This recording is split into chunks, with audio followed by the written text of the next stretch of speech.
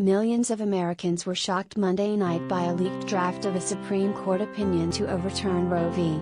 Wade, a decision that, if finalized, would reverse 50 years of precedent ensuring a woman's right to choose to have an abortion.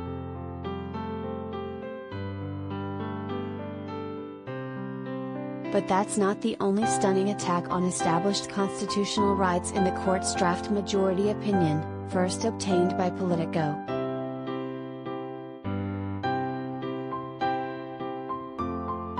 Conservative Justice Samuel Alito, who authored the draft opinion, also specifically criticizes the landmark civil rights cases that legalized marriage equality, Obergefell v. Hodges, and that legalized private consensual sex, Lawrence v. Texas.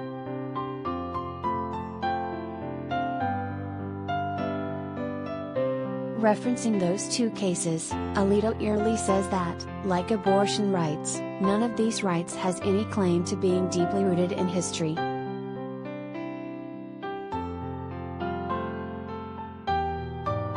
Both Alito and Justice Clarence Thomas have already publicly called for revisiting same-sex couples' constitutional right to marry.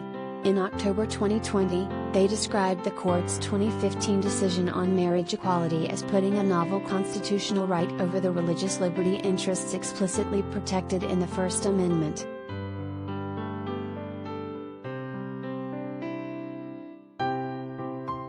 By doing so undemocratically, the court has created a problem that only it can fix, Alito and Thomas said at the time. Until then, Obergefell will continue to have ruinous consequences for religious liberty.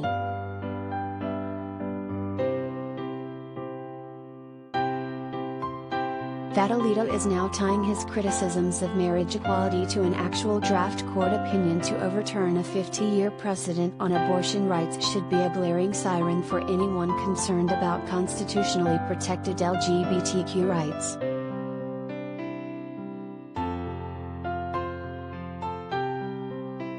As Slate's Mark Joseph Stern points out on Twitter, at the heart of Alito's opinion is a scathing repudiation of an enumerated rights that are not laid out in the Constitution.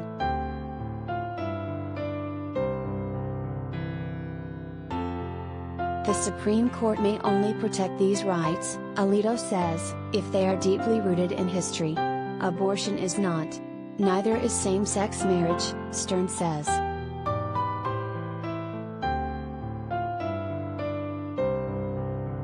Jim Obergefell, the lead plaintiff in the landmark marriage equality case, said in a Tuesday statement that it is concerning that some on the Supreme Court are eager to tie abortion rights to the rights of same-sex couples to get married.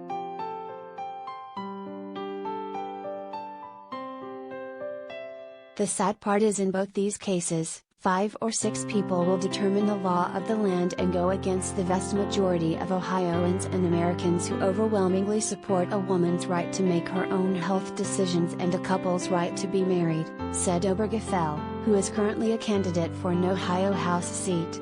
This is a sad day, but it's not over. We have fought the good fight for too long to be denied our rights now.